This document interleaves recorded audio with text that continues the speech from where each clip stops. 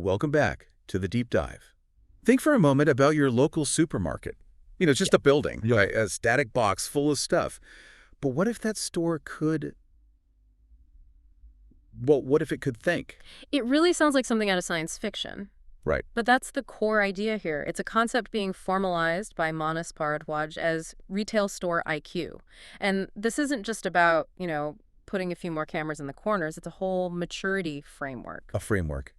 Okay, so our mission today is to really unpack that. We need to figure out what retail store IQ even means. How do you measure a store's intelligence with sensors and data and these agents? And that all leads to the end goal, which is the frontier store. A frontier store, that's the... So that's the top tier, the destination. A store that has this near-sentient level of awareness. It's coordinating people, robots, digital agents, all of it seamlessly. And the real question is, what happens when a building starts to think? When it can perceive what's happening, model itself, and then make these really complex, coordinated decisions. I mean, we're talking about a whole new category of intelligence for retail. So to make this, tangible, let's put it on a scale. If a store IQ of 1 is just a basic manual store where people do everything, what's the jump we're talking about? Well, think of IQ3 as the foundation. The store is sort of aware. It has basic sensors, POS data, that kind of thing. The frontier store, that's IQ5. That's the huge leap. Okay.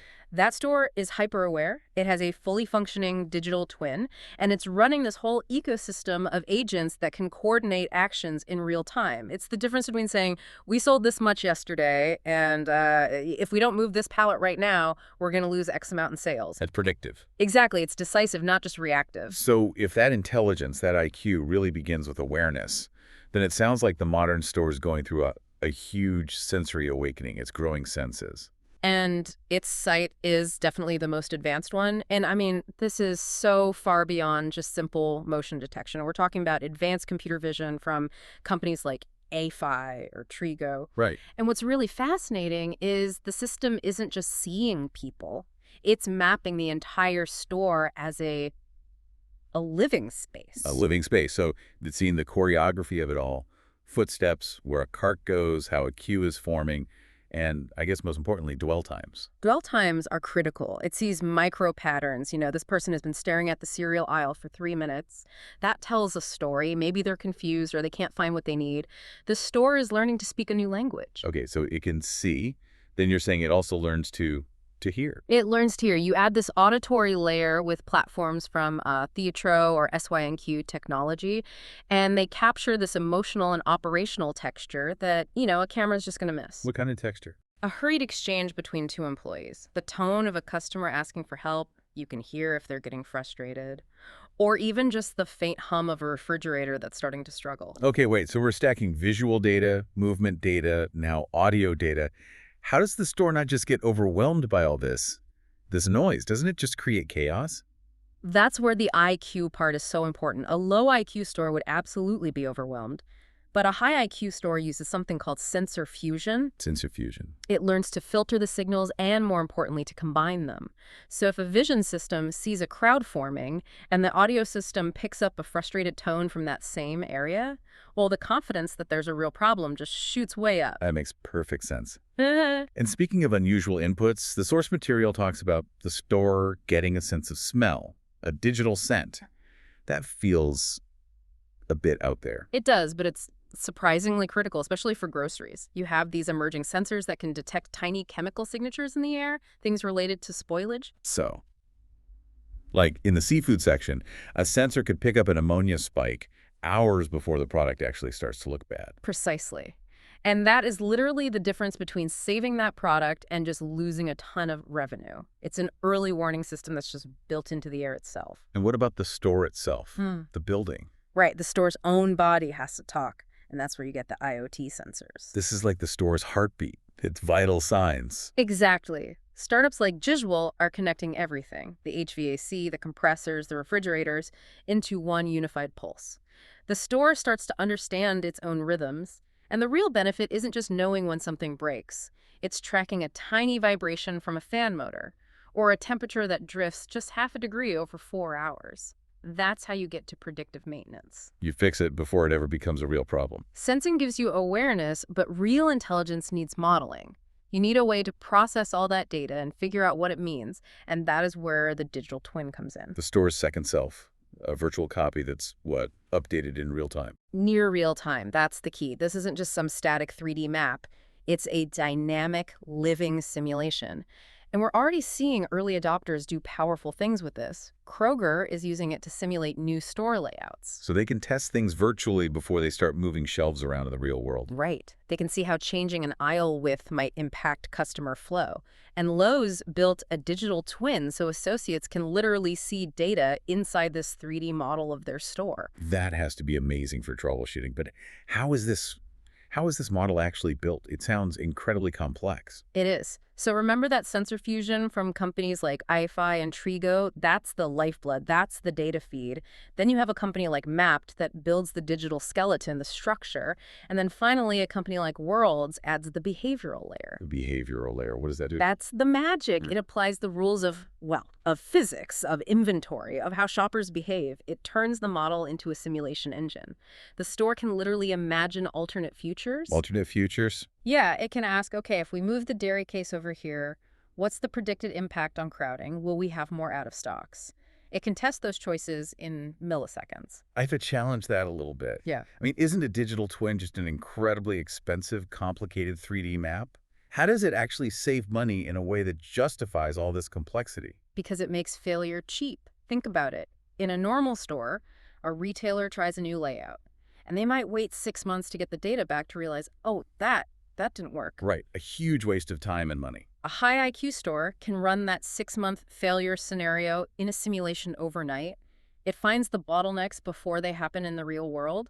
It turns every decision into an optimized one. Okay, so the store can sense its world, it can model it. The next big jump is action. It has to do something.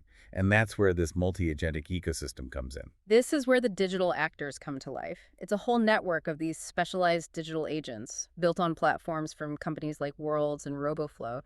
Each one has a very, very narrow but high-impact job. So they're not like general AI. They're hyper-specialized. Exactly. You can think of them as the store's reflexes. You'll have one agent that does nothing but monitor for shelf gaps, another one that just coordinates the robots, a third that analyzes customer flow to prevent queues from even forming. They turn data into decisions instantly. So if these micro-agents are the reflexes, you still need a brain, a central nervous system. That's the store super agent. That's the one. The super agent is the executive function. It's taking in that stream of fused sensor data, it's running simulations in the digital twin, it's checking historical data, and then it orchestrates the response. But where's the real intelligence there? I mean, a lot of big software, ERP systems, they already manage inventory and labor. How is this super agent really any different? The difference is that a standard ERP system handles things sequentially, or in batches. The super agent is handling conflicting priorities simultaneously in real time. Like what? Well, think about the classic retail problem. What happens when maximizing your labor efficiency, meaning having fewer people on the floor, directly conflicts with maximizing the customer experience? That's the eternal struggle right there. The super agent resolves it. It uses models to weigh the risk. It might calculate, say, a 5% chance of customers abandoning their baskets because of crowding versus the cost savings of having one less person on the floor. If the risk is too high, it overrides the efficiency goal and sends an alert to bring someone over. It's constantly managing those complex trade-offs. It's easy to picture this frontier store as, a cold, automated place with no people. But the source material really insists that's not the point. It's about amplified intelligence for the human associate. That is such a critical distinction. It's the whole value proposition. The idea is to free up the associates from all the low-value guesswork, walking up and down an aisle, trying to spot what needs to be restocked. So in this high IQ store, the person doesn't just get a task. They get a context-rich insight. They get the whole story. The whole story, exactly. Instead of just a generic alert, the instruction might be, hey, customers are clustering at the organic milk. Vision system says so. Also, the fridge unit's temperature is drifting a little, and our forecast says you'll be out of stock in 20 minutes. Which lets the human shift from just being a restocker to being a problem solver. They can use their empathy and judgment, the things the agents don't have. That's it. The agents and robots do the heavy lifting, the constant monitoring and predicting. The human is the anchor.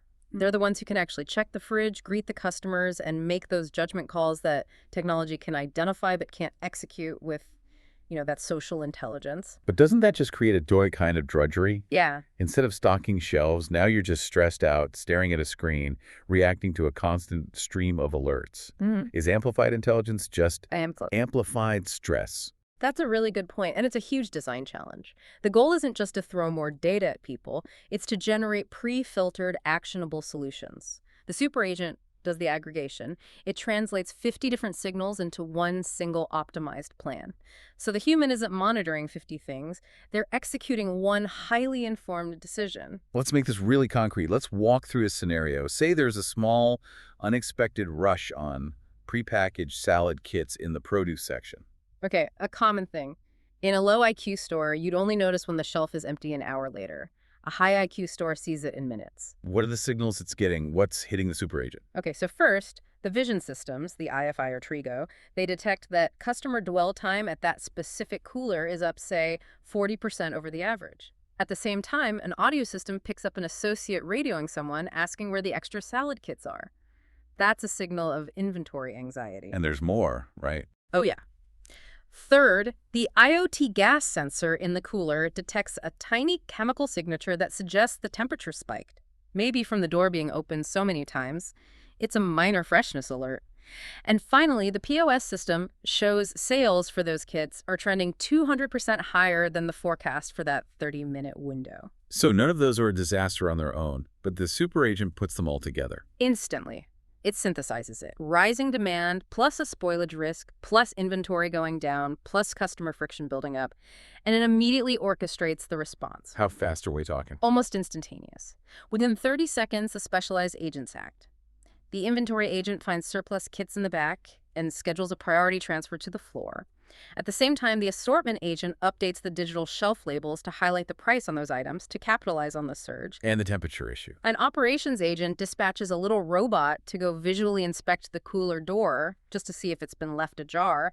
And then the workforce agent finds the nearest associate doing a low-priority task and suggests they head over to that area now. And that human gets the full story. The sales spike, the temperature alert, the fact that more stock is already on the way, and they can use their judgment. Exactly. They can check the quality of the product, make sure the transfer goes smoothly, and most importantly, they can actually greet the customers who are clustering there. And so the problem just dissolves. Yeah. In 15 minutes, sales are saved, the cooler is fixed, and no one even realized there was an issue. That is intelligence in action. Retail store IQ isn't theoretical anymore. It's becoming this new competitive frontier that you can actually measure. High IQ stores, they don't react to problems, they anticipate them, they cut down on waste, on shrink, on spoilage. All that friction just melts away. They don't just feel automated, they feel alive, they feel responsive. And the frontier store, it's not just going to outperform its rivals, it feels like it's going to completely redefine what we expect from a store. This intelligence. Yeah. It's going to be the single biggest competitive advantage. And that really leads to a final provocative thought for you to take with you. If a store's greatest advantage is its intelligence, its ability to sense and model and self-optimize in real time, what happens to the rest of the retail landscape? What happens to all the low IQ stores? Will they just become obsolete? And, how fast is that change really going to happen?